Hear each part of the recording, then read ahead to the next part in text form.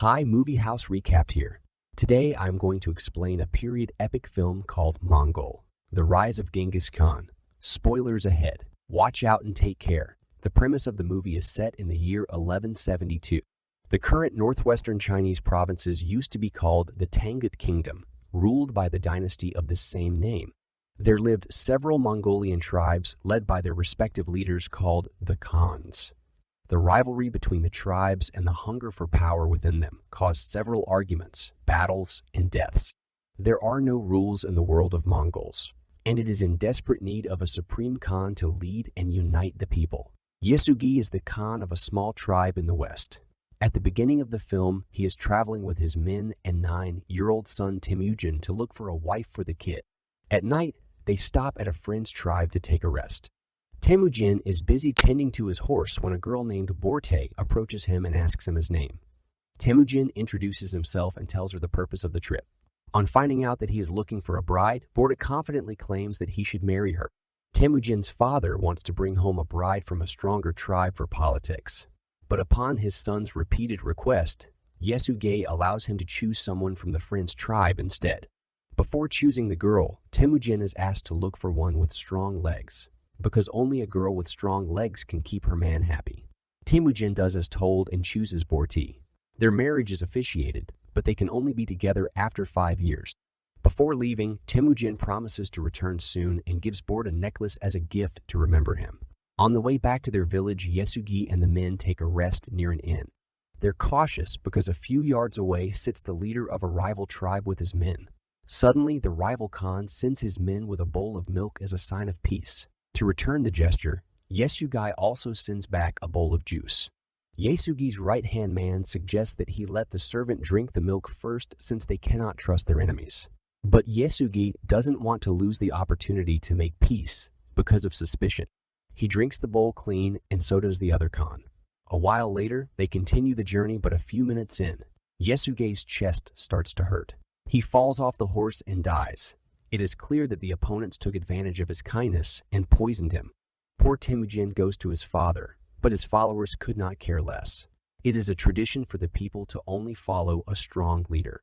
Now that their leader is dead, their main concern is to find a new Khan, not to avenge the old one. In the following scene, Temujin and his mother attend Yasugi's funeral. Yasugi owned a lot of cattle and houses which are taken over by his right-hand man Targuta. Temujin's mother curses him and claims that her son will kill him one day. Targutai realizes it is true and makes it his mission to kill Temujin. However, they measure his height, which doesn't reach the upper part of the wheel of a cart. According to the traditions, Mongols do not kill a child, which is why Temujin's life is saved. But Targutai promises to return next winter when Temujin's height would have increased. When winter comes around, Temujin has no place to hide.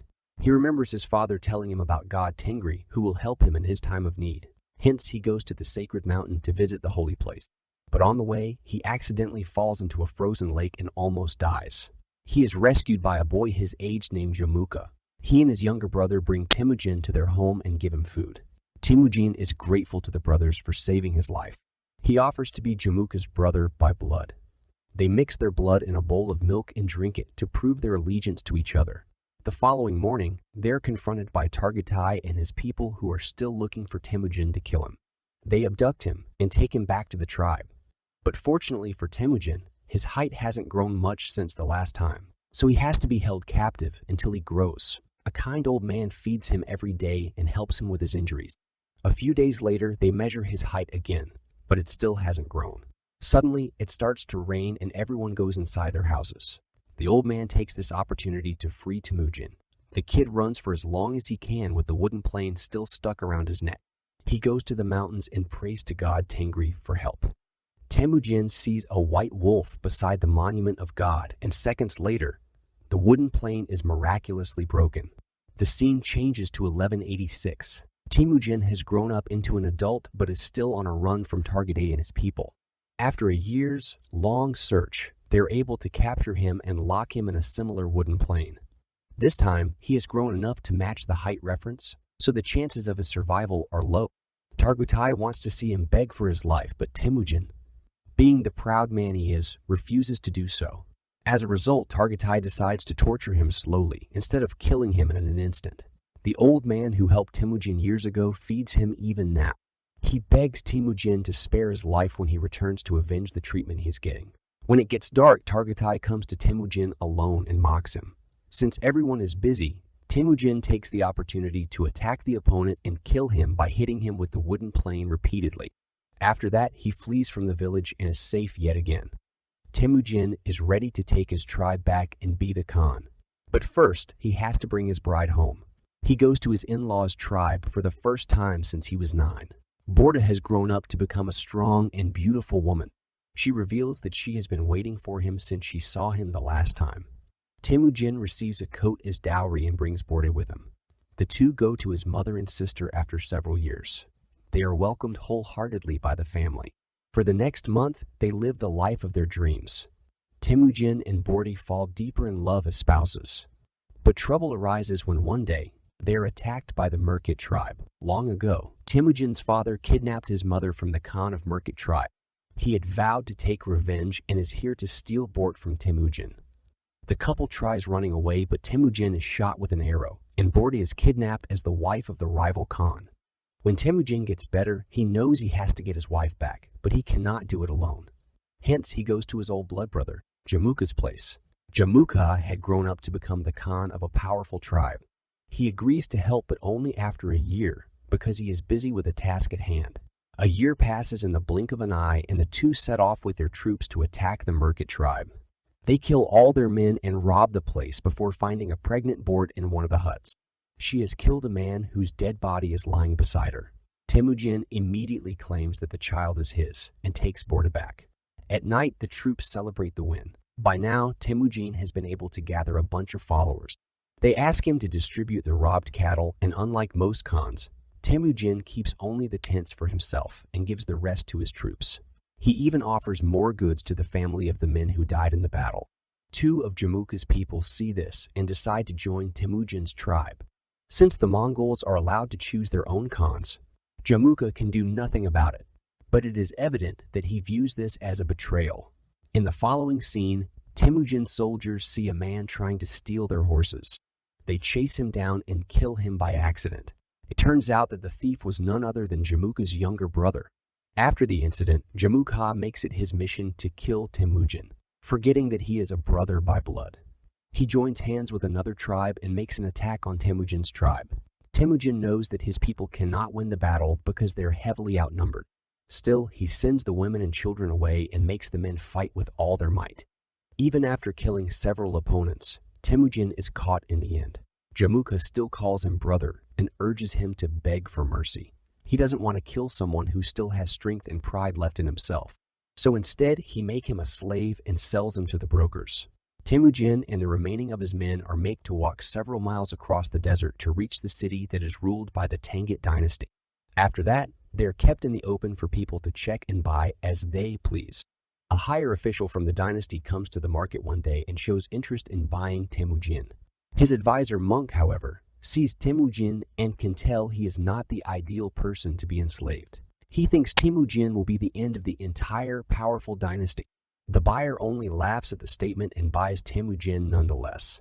He is then kept in a cage as a freak who people can see and make fun of.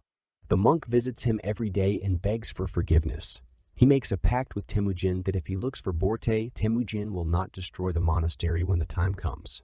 While on the search for Bort in the deserts, the monk falls unconscious and dies. Luckily, he is found by Bort, who recognizes the necklace he has as the one she owned for several years. She figures out her husband is still alive and goes to the city to look for him.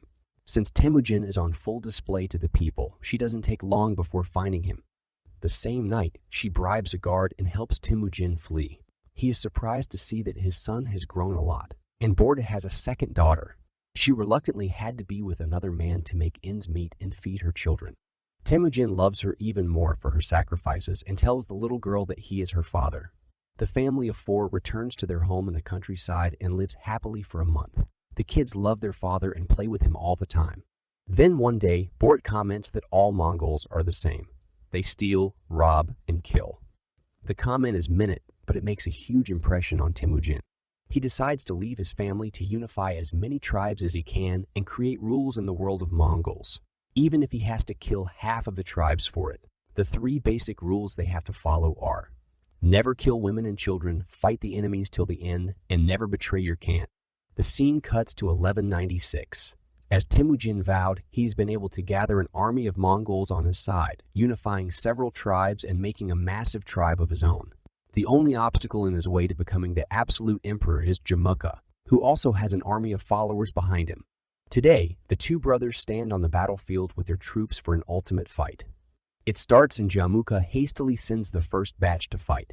Temujin has planned the entire war while Jamukha is spontaneous, which causes many of his men to be killed.